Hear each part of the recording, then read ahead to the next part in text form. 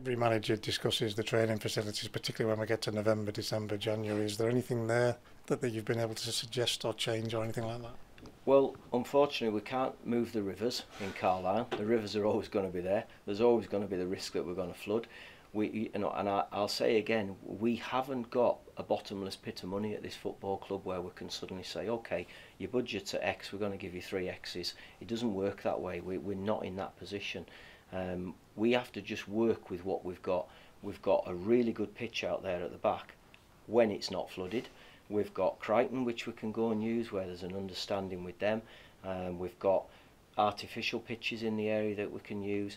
We have to just get on with it. It's as simple as that. You know, I mean, again, this is no different to anywhere else. I've been really fortunate that I've been at football clubs that have got lovely training grounds, and I just left Bristol City, who moved into a magnificent £15 million training ground.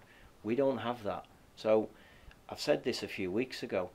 There's no point bleating about wanting more money that we haven't got. We haven't got it. End of story. So what we have to do is use what we have got, hopefully better, whatever that means. So the training facilities will be what they are. We've just got to make them work as well as we possibly can. And I have this thing about excuses and reasons, and I think if you complain about training facilities, it's an excuse. It's not a reason for failing. It's just an excuse. We have to just work with it. We've got to get on with it. When I was an apprentice at Man City, if it was frosty, we trained on the car park on tarmac, so it didn't do me any harm, and I'm not suggesting we're going to do that, but you just have to get on with it. When we flooded the last time I was here, we trained about 2 months in the Neil Sports Centre. You make it work. You've just got to do it. We're in a decent position. We've got a grass pitch, and we've got to make it work as well as we can. For the fans, is there going to be any dramatic changes that they see almost immediately, or is it more going to be cosmetics or slow burners that come along in time? Well, there's going to be a change in the squad. Yeah, there will be. There's a lot of players who are out of contract. It's sort of only probably in the last week or so that I've had a look at that situation. So there are going to be changes. It's not going to, not everybody's not going to be released. There will be players who will try and keep, and hopefully we can agree terms with those players. It may be that they don't want to be here, or we can't agree terms with them. I've no idea on that because there's no conversations gone on. But we're into that scenario now where there'll be conversations will be going on, and maybe not. I might not even do it before Bradford, if I'm going to be honest with you, because we haven't got enough players for me to go and upset players and tell them I'm going to release them. We haven't got enough bodies in the building to be able to put a team out against Bradford, which is really important that we do. So those conversations will go on. There'll be discussions between myself and the staff and Nigel, and me and Nigel Clibbins. We've got to build up a working relationship and make sure we do as many things right as we possibly can. I also accept we'll probably make some mistakes along the way, but hopefully not many. You've mentioned the staff. It's a horrible question to always have to ask a manager, but where are you at with your staff and whether they stay or not? Well, there's the conversations that we're going to have.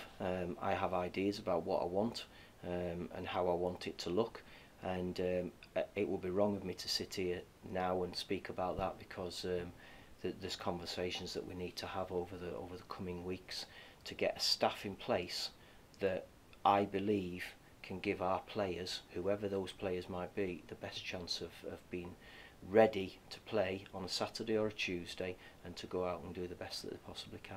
Sorting out pre-season looks like a good decision. You started doing that a couple of weeks ago, so that helps with some of that process in place. When will we know things like friendlies, because the fans always love that kind of thing? Well, I think we've got 5 friendlies agreed. We're trying to get a 6th one.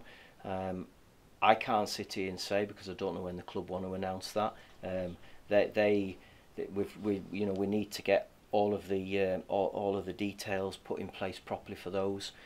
But it'll be a normal pre-season schedule. The lads will be back in on the 22nd of June. I haven't told them yet, so they'll probably find out if they ever bother listening to these.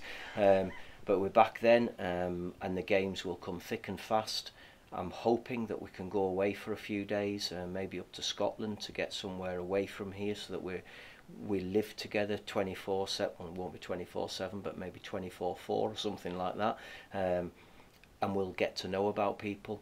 What I want to do, I don't want to do that early. I want to do that later in pre-season. And my view on that is that I don't expect to have the full squad assembled come 22nd of June, so I don't want to just be taking a load of youth team players who are not going to affect the first team. I want to take a group who I believe are going to be closer to the group that will do the first half of the season. So hopefully we can get something organised on that. But again, all of these things have sort of they've been working away in the background, but without actually going full throttle and getting them done. Now that this is all agreed, I can go full throttle and I can get cracking on with it. That must fill your belly with fire, for a better way of describing it. The fact that this is yours now. As of tonight, it is yours. You must be so enthusiastic about what lies ahead. Well, I am, yeah. I'm worried as well. Don't get me wrong. I'm worried, thinking, Jesus, how am I going to get all these things done in such a short space of time, and go and have a bit of time away with Jackie as well. So, you know, we will do it. We'll get cracking on. I'm looking forward to planning and putting structures in place and things like that. And we're going to need everybody to help. It's as simple as that. I've talked before about a bit of a disjointed football club. We need everybody to pull together now. We need everybody in here to do what is the right thing to take us forward. I just get the feeling that there's been people who are just comfortable to be in their roles. You can't be comfortable. You know, if you're not giving everything, then we're not getting the full benefit, and that's where there'll be little changes that will happen to make it more streamlined, more cost effective, and hopefully a better football club. The patience that you mentioned, so we asked this last week, so let's say we get into August and we lose 2 or 3 of the first 4 or 5 games. Is that what you mean? Is it like, look, this is going to be a project, we can't do it in one window, let's stick together through those tougher periods? Well, it sounds really, it's odd for me to say that, so I probably can't really say that. I mean, I fully get that if we're not winning and we're rubbish, then I fully expect that people are going to complain about it, because that's the nature of football. But I'm not expecting us come August to be banging a drum saying that we're going to be champions of League Two. This is gonna take time. It really is. I mean, I don't know how long. I don't know how long I will be given if I'm not showing that it's working. All I want to see from the football club is a bit of a progression, an improvement in everything that goes on, and that starts with standards, improvements in the standards that people set, in the way that they go about the business, and if we can get improvements, then that will help us to prolong my stay at the football club. Talk about distractions, Paul. This is a massive one for everybody. How do you keep the focus? I know you do. You want to do these last 2 games properly. How do we focus on Stevenage first, with all this going on? Yeah, well, I don't really know. I mean, I'll be honest with you. Once I've finished this, and I go home, I'll carry on thinking about Stevenage, and then when I come back to doing the media tomorrow on Thursday afternoon, I'll start thinking about me being appointed manager. Manager again, and then after that it's back onto Stevenage. I think in football you can actually sort of what's the best word, sort of compartmentalise different things. You know, that goes in that box there, so we'll deal with that one there. Now there's a Stevenage box, let's deal with that. The Stevenage box gets put away. When that's dealt with, let's start thinking about Bradford, and I just think you do that, and everything just rolls into one, really. So I don't think it'll be difficult. I really don't. I mean, it certainly won't be difficult for me. I hope it won't be difficult for the players. And really, players have just got to concern themselves with themselves. They have to make sure that they are the best version of themselves on Saturday at home against Stevenage if they're selected, and then they do things properly over the weekend and ready for training next week, and we move on again, and then the next one, and then the next one, and then once Bradford's finished, they'll start thinking about their holidays and pre-season. And it's just the life that we're in, and that's the way it goes, and I love it, and I'm delighted I'm still involved in it, and I hope I'm still involved in it with this football club at the end of my 3 years. Steve Evans really got them going. It's almost to the point where Tuesday Mansfield was a shock result, even though Mansfield are doing well, so it's going to be a tough test. Oh, it is a tough test. I mean, I've watched the last 3 games. We know it's going to be a tough test. He always gets his teams fired up. They've had a really good run of results, and as you say, Tuesday was an odd one to lose.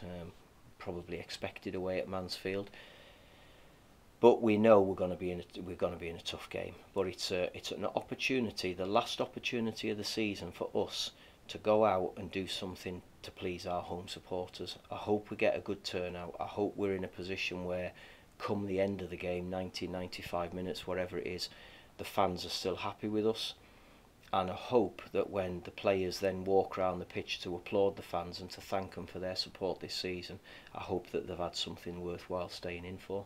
I don't think we've called you interim or caretaker or any of that, but now that you're permanent, you're walking down that tunnel on Saturday as this group of fans is manager. So it'll be quite a reception. You normally just duck into the dugout. I've seen that. You're going to have to acknowledge the fact that you are now Carlisle's manager. I think if I'm going to be honest with you, I've just thought of myself as the manager. I haven't really thought about anything else. And I just thought, well, I'm definitely the manager for 15 games. I really hoped I didn't get sacked within those 15 games. And that's the way I've approached it. I've thrown myself into it. I mean, somebody just said to me, you know, am I going home? And I said, no, I couldn't even remember the last time I went home because I've just thrown myself into it. And that's what I'm going to do. I'll carry on doing it. And as I said, I don't believe I have got all the answers, but what I'm going to try and do is make as many good calls as I possibly can and just keep my fingers crossed that they work. Last one, Paul, that week before the Leighton Orient game, you were sat on the phone looking at Jackie and she said, and you went, what have I done? Are you thinking that now, or is this really it? I can't even remember that night, to be honest. It seems like a couple of years ago, and it was, what was it, about 9 weeks ago, so it's all been a bit of a whirlwind, hasn't it? It's mad, but that's the madness of football, you know. I still find it hard to believe that it was all them years ago that I left here in 2006, and there's so many things have happened since. The only thing I think about now is what's coming. What's the next thing for us? What do we have to do? And next thing is getting the players prepared. Then it's getting everything ready for the summer. Then it's getting ready for pre-season. There's so much to do that there's no point in looking backwards. Let's just look forward and hope that we're in for better times. Thank you. Thank you.